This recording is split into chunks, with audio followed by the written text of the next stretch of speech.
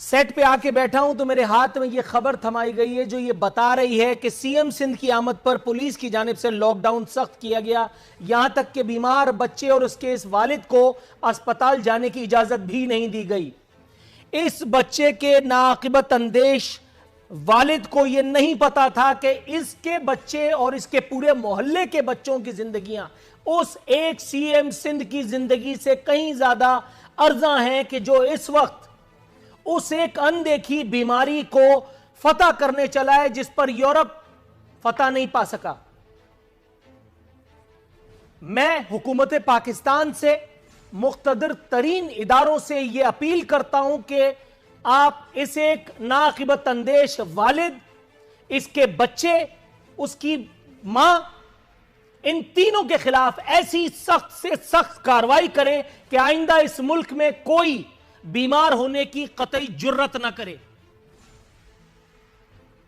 इन लोगों की इतनी हिम्मत हो गई कि वजीर आला सिंध के रास्ते में रुकावट बन करके खड़े हो गए। यही सब काम वजीर आला शहबाज शरीफ जब थे उस वक्त भी हमने देखा। वज़राए आला तब्दील होते रहे मुख्तलिफ सूबों के, नहीं तब्दील हुई तो यह सूरत हाल। वजीराबाद का अहवाल आपको बताऊं, यह था भुट्टो के देश लाड़काना का अहवाल। वजीराबाद में पुलिस वाले इस हद तक संगदिली पर आमादा थे कि एक नौमौलूद बच्चे को जिसे ऑक्सीजन की अशद जरूरत थी, डबल सवारी पे होने की वजह से उसके बाप को उतार लिया और उस बाप बीमार बच्चे को उसको लेकर करके पुलिस मोबाइल में वो घुमाते रहे।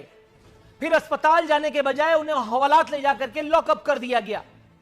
और उसके कहीं बाद जब ये बच्चा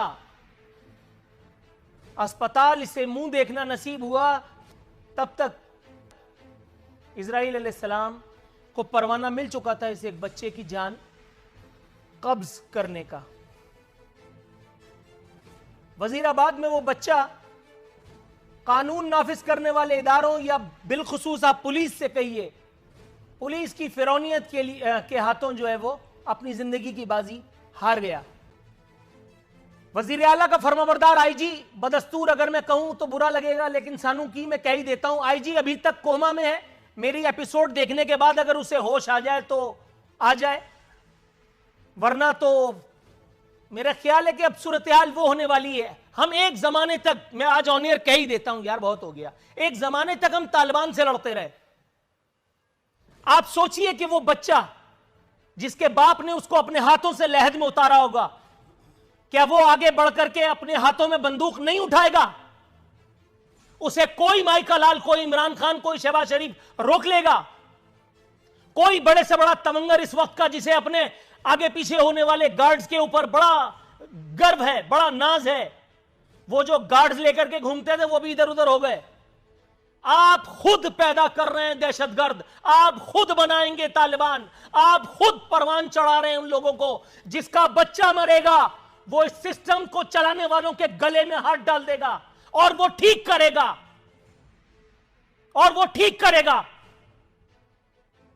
मजाक बनाया हुआ है आपने लॉकडाउन के नाम पर, आप लोगों को बेवकूफ बना रहे हैं और इस कारे खैर में, इस जुर्म में बराबर का शरीक है ये मीडिया। रोजाना दिल के दौरे से पड़ने वाली अमवात को छुपा करके ये सिर्फ कोरोना की अमवात बता रहा है इसलिए कि इसको इसका अजर मिलता है। कुत्ते के कांटे से कितने लोग मर जाते हैं उसकी खबर नहीं चलाई जाती, रोक दी जाती है जस्ट बिकॉज उसका कोई अजर नहीं है।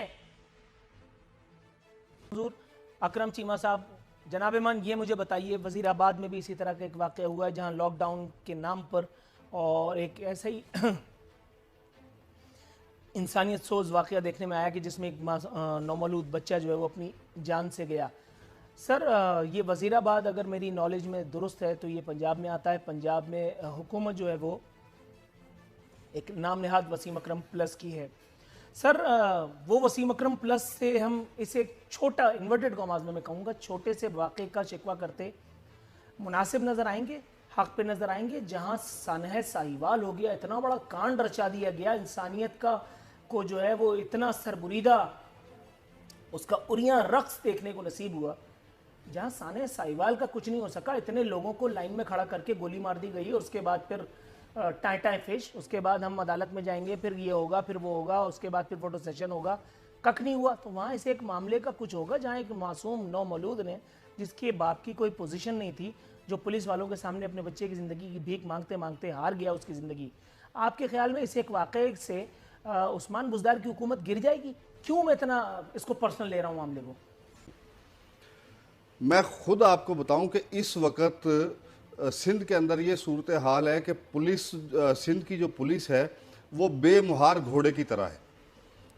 आप देखें कि मेरी जो कॉन्स्टिट्यूंसी है उसके साथ ही सब्जी मंडी लगती है, और डेली जो लोग 3-4 हज़ार रुपए की इन हालात में 3-4 हज़ार रुपए की सब्जी या फ्रूट ला के मोहल्लों में, इलाकों में ला के बेचते हैं, उन लोगों से मैं खुद अपनी आंखों से देखता हूँ, सुबह आते हुए भी और जाते हुए भी तकरार भी होती है पुलिस वालों से। अभी भी पुलिस इन हालात में भी अनदेखी मौत जिस वक्त शहर की गलियों के अंदर घूम रही है, फिर भी हमारी सिंध की पुलिस जो है उसे बाज नहीं आ रही। देखें, इससे पहले सिंध गवर्नमेंट का एक ही उनको देखी मौत। आज फिरदौस शमीम नकवी ने लॉकडाउन को जूते की नोक पे रखा, कोई एसओपी भी फॉलो नहीं हुई, हमारे चैनल ने भी इसको चलाया, बचत बाज़ार लगा दिया। मुर्तज़ा वहाब साहब अपनी जो है वो हवाई फायरिंग करते फिर रहे हैं, और यहाँ बचत बाज़ार लग भी गया। जिसने खाना कमाना था वो खा कमा के भी चला गया। फिर क्यों हमें बेवकूफ़ बनाया हुआ? देखें आरफीन, कोरोना वायरस का जो थ्रेड है वो अपनी जगह पे मौजूद है, इसमें कोई शक वाली बात नहीं है। लेकिन आप इस कराची शहर के बासी हैं, लेकिन लोगों की गुर्बत को भी तो मद्देनज़र रखें। इस वक्त लोगों के हालात क्या हैं? एक महीने से, अभी खुद आपने कहा कि लोगों के बच्चे घरों में भूख से बिलक रहे हैं। तो देखिए, ये वो इनिशिएटिव लिए जा रहे हैं कि लोगों की किसी तरीके से मदद की जाए, उन लोगों को वो मैक्सिमम से मैक्सिमम रिलीफ पहुंचाने की कोशिश हो रही है। ये सिंबॉलिक ये एक्टिविटी है जो बचत बाज़ार की है। और इस वक्त जितने भी लोग हैं कराची के, हर अल्हम्दुलिल्लाह ये कराची शहर वो शहर है कि जो खुले दिल के लोगों का शहर है। और अब मैं वसूख से कहता हूँ कि हर चौथे घर में इस वक्त अल्हम्दुलिल्लाह राशन पैक हो रहा है, और हर बंदा अपनी अपनी बसात के मुताबिक, अपनी अपनी ताकत के मुताबिक लोगों की मदद करने के लिए मुआशरे के अंदर निकला हुआ है।